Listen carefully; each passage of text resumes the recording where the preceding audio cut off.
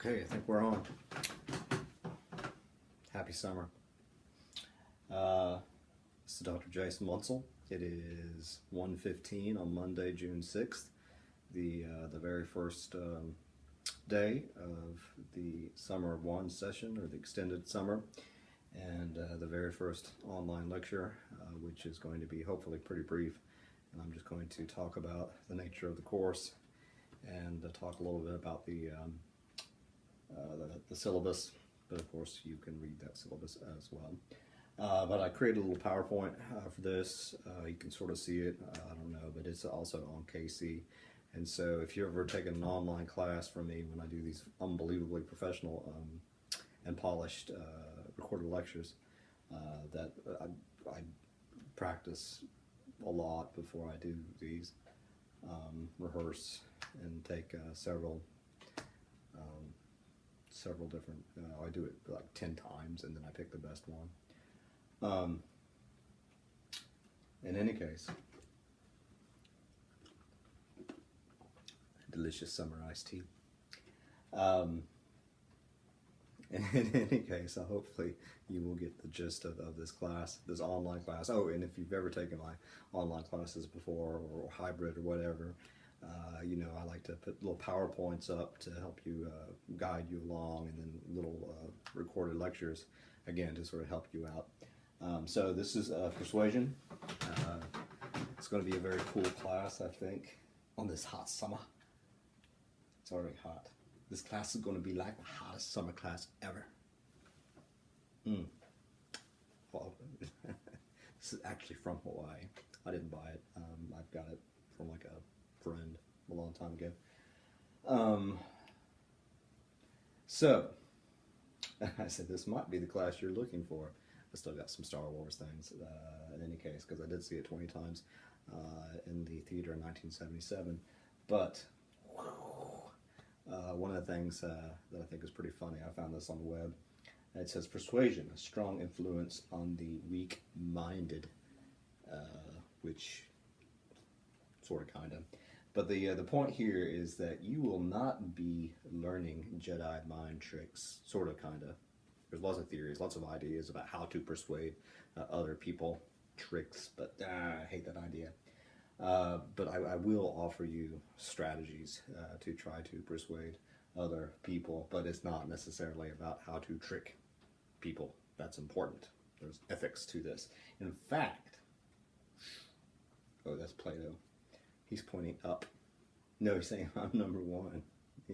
He's the Greek state baseball team just won their regional, and so they're going on to the super regionals. So go Athens. Actually, it's Athens State. Go Athens.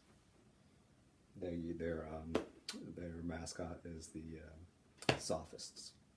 Athenian state, Greek state, the Sophist, or Sophist, whatever you want to say it, however you want to say it. Okay. So a lot of you have taken my various rhetoric classes. What is rhetoric versus persuasion? And you all know, probably, hopefully, from any sort of class that Aristotle defined rhetoric as the art of finding in any given situation the available means of persuasion. So persuasion is sort of linked into that art of rhetoric. That's Aristotle. That's the big book on rhetoric. Go get it if you want to and read it. It's awesome. I read it every night before I go to bed because it puts me to sleep. So, rhetoric, this is straight from Aristotle, said the central ethical problem of rhetoric is, and this is where tricks are bad, persuasion gives effectiveness to truth, whatever that might be, but also gives effectiveness to errors, bad judgment, and deliberate falsehood. We can persuade folks to do something good for the world, persuade folks to recycle, persuade folks to,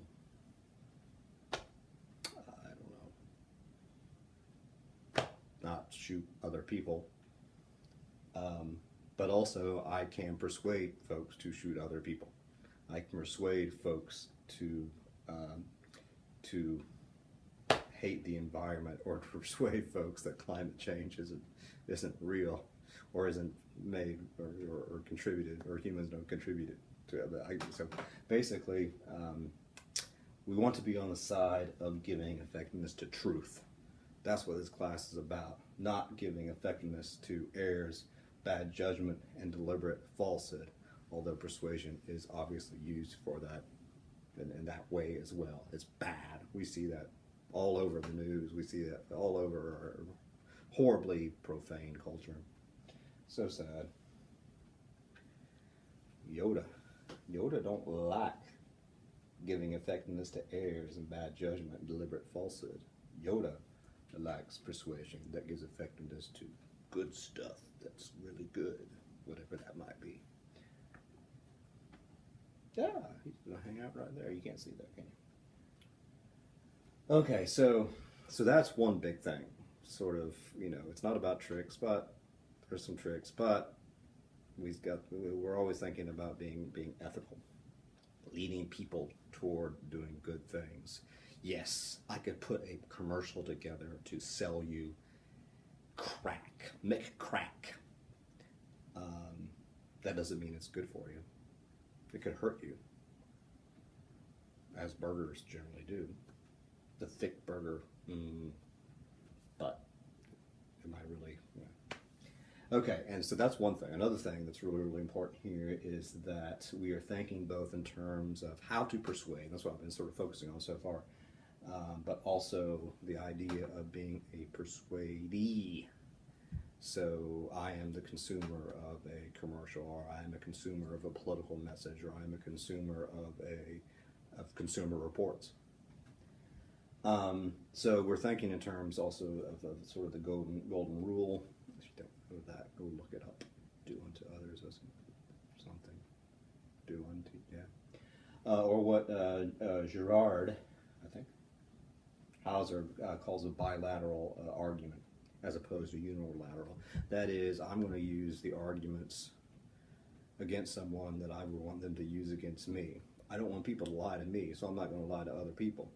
I don't want people to use fallacious logic on me, so I'm not going to use fallacious arguments on others. I don't want somebody to be racist to me. So, that's the thing. That's so we're thinking about in terms of how can I become a more effective persuader, but also how can I become a more effective, active, critical consumer of messages that are trying to persuade me. So it is a big picture class. There's lots of practical aspects. Big picture class about persuasion and media, because we live in a world of new media. And the crafting of our consciousness. So that's also part of it. That's really, really huge. It's not just buying and selling. It's not just, creating a campaign for this or that, or a commercial for this or that, trying to get people to buy some, this car instead of this car over here. It is, it's bigger than that. That's part of it, but it's bigger than that. So on page XIX, which would be 14 for all the cool kids who know Roman numerals. This is basically what they say here in the preface, and you should always read the preface. You should also read the table of contents. In fact, you should also just read the entire book right now. It's thick. You can go through the index and just, index is never an index. Though there is an index, but you don't look and say, where's index? In any case, and we won't cover absolutely everything in the book, because it's like a thick burger. It's a thick book. But basically here, this is this idea, and they give lots of different examples, but Persuasion in the Media Age, and that's our book, explores the nature of persuasion today and offers strategy for critically evaluating persuasive communication. That's just what I said. It provides a contemporary response to an age-old problem, understanding and adapting to the technological advances in our society. That's the media stuff. Today's world demands a new perspective on persuasion, one that is grounded in the assumption that human consciousness, how we think about things, the way we logic things out, that made no sense. Human consciousness has been forever altered by communication technology. In order to respond to this fast-paced change, we must move beyond traditional theories to better understand how to respond to and evaluate persuasive communication in this era of technological advances. Mind blown. Drop pin. Drop Yoda. Hurt not dead. That's Yoda with a southern accent. I'm Yoda. I am. Shazam! Golly. In any case, Surprise, surprise, surprise. if you have no idea what I'm doing, it's Gomer Pyle. And if you don't know who Gomer Pyle is, then I'm shame on you. So it's a big picture thing, so going back, right, blah, blah, blah, yeah. It's not about learning tricks to just persuade people. I'm going to get somebody to do something I want them to do. That's not what this class is about, but there are theories and strategies to do all that type of stuff. But we want to be ethical, so that's very important. Got to be ethical, even though we know we can use strategies and theories and ideas to be unethical, to lead people toward the path of darkness, but we want to lead them toward the path of light and illumination. Whatever, again, knowing that that's contested.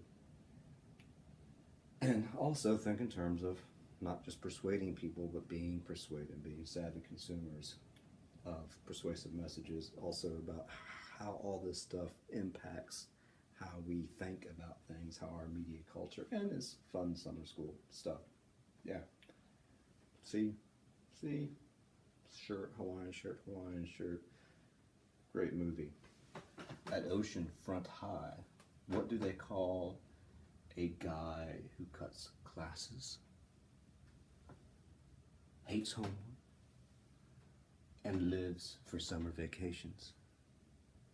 Teacher. This is a really good movie, by the way. I saw it in the theater several times. My dog's over there too, just hanging out. He doesn't have sunglasses on.